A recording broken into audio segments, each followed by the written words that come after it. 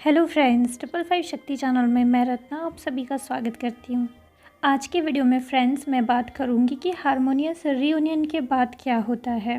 क्या आपके डीएम तब भी आपको ट्रिगर करते हैं या आपको पैम्पर करते हैं या फिर फीलिंग शेयर करते हैं, क्या होता है, कैसा बिहेवियर होता है डीएफ का एंड डीएम का, एक दूसरे को कैसे ट्रीट करते हैं, ये चीज़ें भी बताऊँगी। ये क्वेश्चन मेरे पास बहुत ज़्यादा आता है कि मैम हारमोनियस रीयूनियन क्या होता है, क्या डीएम आके अपनी फीलिंग शेयर कर दे, बस यही होता है हारमोनियस यूनियन।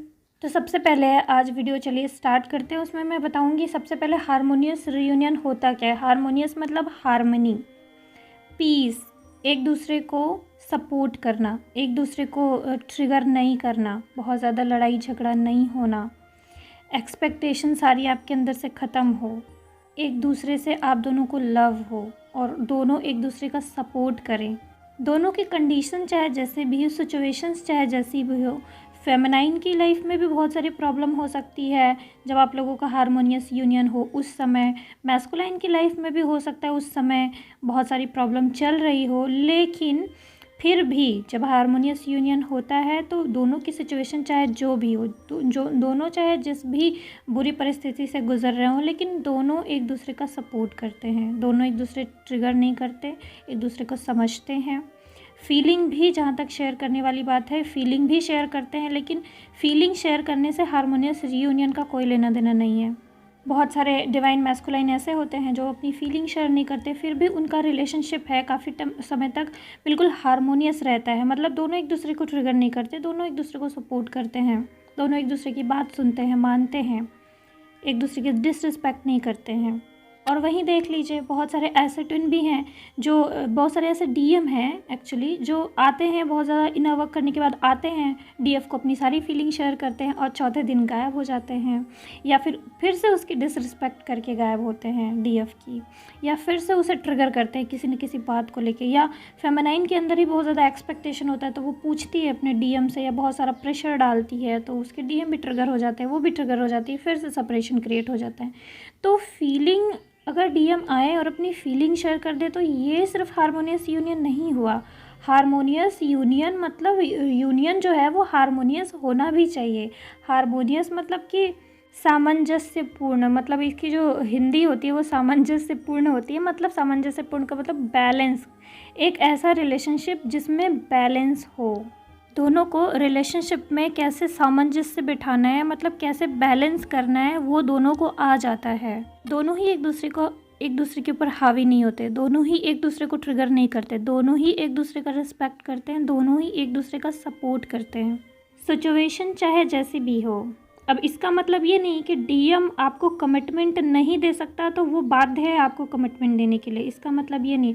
मान लीजिए, सामंजस्यपूर्ण एक एग्जांपल दे देती हूँ कि मान लीजिए डीएम किसी मुसीबत में है, वो उसकी फैमिली का कोई प्रॉब्लम है, वो आपको कमिटमेंट नहीं दे सकते हैं तो वो आपको कमिटमेंट नहीं देंगे। तो इसका मतलब ये नहीं कि आप उनसे लड़ने लगें कि नहीं कमिटमेंट क्यों नहीं दे रहे हो, बता क्यों नहीं रहे हो, बोलो। ऐसा नहीं करेगी, वो समझेगी उसकी प्रॉब्लम को और उसकी प्रॉब्लम में सपोर्ट करेगी, उसको टाइम देगी और ज़रूरत पड़ी तो उससे दूर भी हो सकती है। देखिए, ट्विन फ्लेम का लव हमेशा सच्चा होता है, और अगर दोनों एक दूसरे का सपोर्ट नहीं कर पा रहे, दोनों को एक दूसरे को ट्रिगर करना पड़ रहा है तो किसी भी रीज़न की वजह से होता है। इसमें दोनों में से किसी की कोई गलती नहीं होती है। उनका बस चले तो वो बिल्कुल ही सब कुछ अच्छा कर दे, बट उनका बस ही नहीं चलता है। चाहे उनकी फैमिली वाले होते हैं, चाहे उनका खुद का बिलीफ सिस्टम होता है, चाहे उनका खुद का नार्सिसिस्टिक बिहेवियर होता है जो अभी तक उन्होंने जैसे समाज में देखा सुना जाना है वैसा वो लेकर आ रहे हैं। उनकी जगह आप भी होते तो आप भी यही करते। एक इंसान जिस माहौल में पड़ा पला बड़ा है, वैसे करके जब वो बड़ा होता है तो जो वो रिएक्ट करता है, उसी माहौल में अगर आप पले बड़े हों और वैसे ही सिचुएशन आपने झेली हो तो आप भी बड़े होकर बिल्कुल वैसे ही रिएक्ट करेंगे जैसा वो सामने वाला कर रहा है।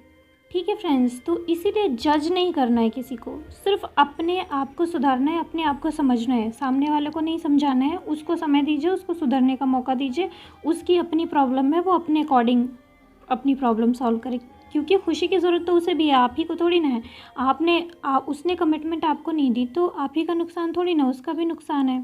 अगर आप रीयूनियन चाहते हो और आपका रीयूनियन नहीं हुआ तो सिर्फ आपकी दिक्कत थोड़ी ना, दिक्कत तो उसकी भी है।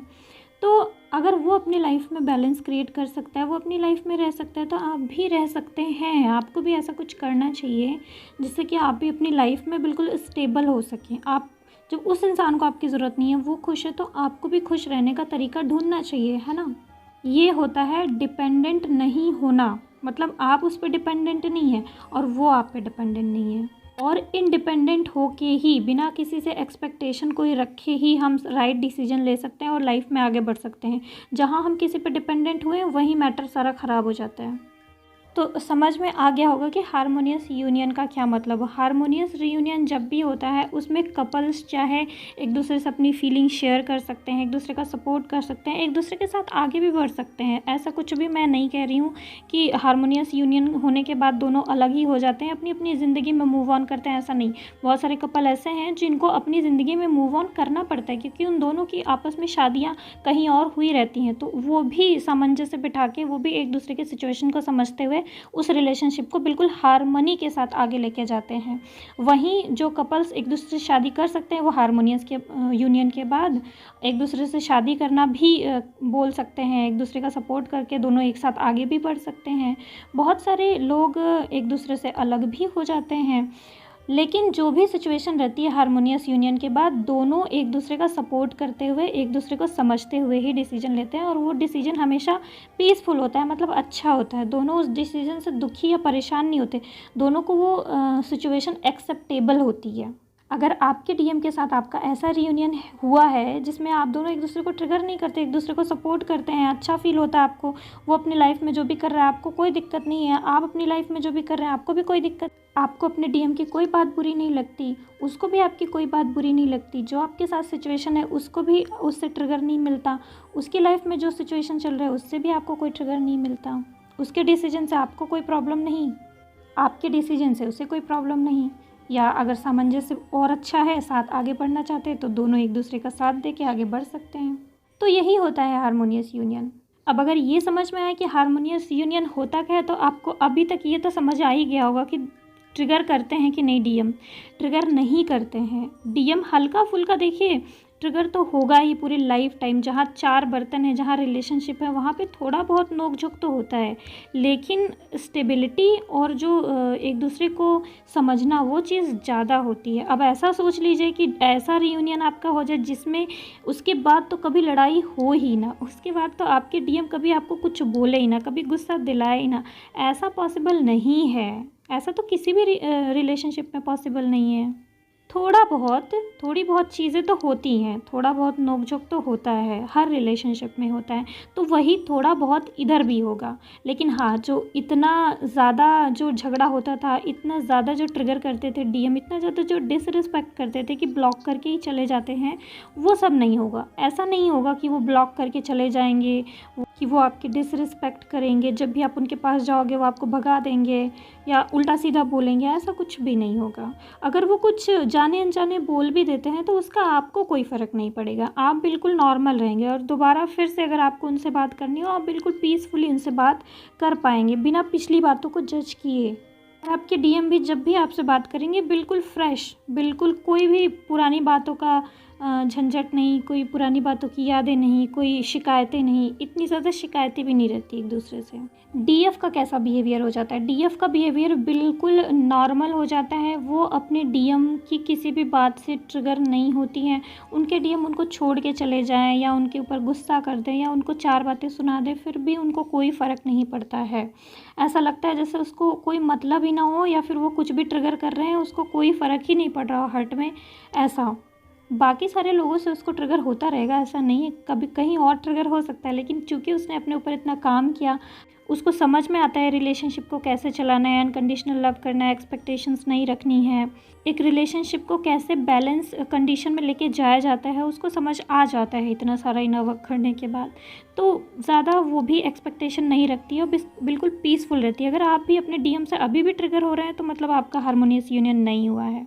और ट्रिगर नहीं होते हैं का मतलब है कि आप 100% ट्रिगर ना हो, ऐसा पॉसिबल ही नहीं है। आप 10% या 5% आप कभी कभार ट्रिगर हो जाते हैं, तो ये कोई मैटर नहीं करता, लेकिन आप 90% 95% आप अपने डीएम से ट्रिगर नहीं होते, हल्का फुल्का कभी कभार हो जाता है, चलता है, ये नेचुरल है और नॉर्मल भी है।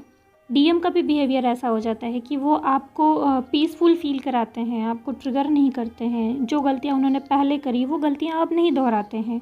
कमिटमेंट ना दे पाएँ, आपको पैम्पर ना कर पाएँ, फीलिंग शेयर ना कर पाएँ, वो एक अलग बात है, क्योंकि ये तो बहुत सारा प्रॉब्लम इसके बीच होता है ना। कमिटमेंट एक छोटी सी बात नहीं होती, इसमें बहुत सारी प्रॉब्लम होती है बीच में। इतना आसान नहीं होता है कमिटमेंट देना, बहुत सारी चीज़ों को देखना पड़ता है, समाज, सोसाइटी होती है, बहुत सारी चीज़ें होती है ना। तो इसको साइड में रख दीजिए, बाकी सारी चीज़ें, उनका बिहेवियर नॉर्मल हो जाता है, अच्छे से रिस्पेक्ट भी करते हैं, सपोर्ट भी करते हैं।